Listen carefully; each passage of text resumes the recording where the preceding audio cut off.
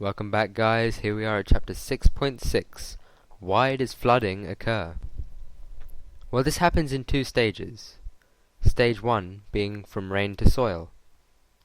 When it rains, very little water actually makes it directly into the rivers and streams. Lots of it is actually intercepted by leaves of trees and plants. This is known as the interception zone. The amount intercepted can vary depending on the season and the vegetation present. Some of this intercepted water is then evaporated directly into the atmosphere. The rest drips off the leaves onto the ground. This is called infiltration. Eventually, the soil cannot take any more water. As such, it becomes saturated, and any rain that flows onto it now would flow overground. This is called surface runoff. How quickly this happens is dependent on three factors. 1. How much rain has fallen. 2. How permeable the soil is.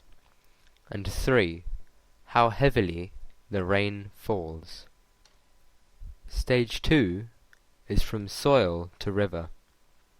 Some water is taken up by plants and is transpired through the leaves into the atmosphere.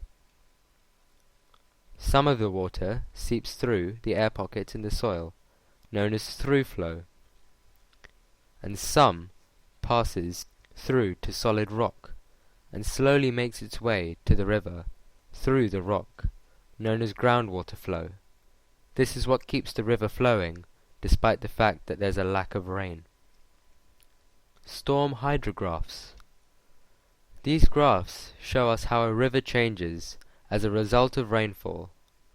It shows us two things: the amount of rainfall and the changing volume of a river or its discharge. So, how do cities change rivers? Cities completely derail the hydrological cycle.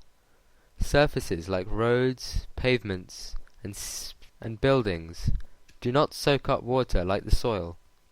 They are impermeable surfaces and do not let water pass through them. Instead, water runs off into drains that are designed to take the runoff. Once it enters the drains, it gathers speed and rejoins a river.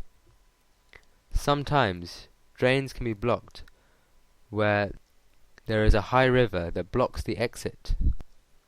When this happens, water cannot be drained away, and it will flow down the street instead. This could possibly cause a flood, and was most likely one of the reasons for the flood in Sheffield, as explained in the last chapter. Well, that's all for this video, and I'll see you in the next one.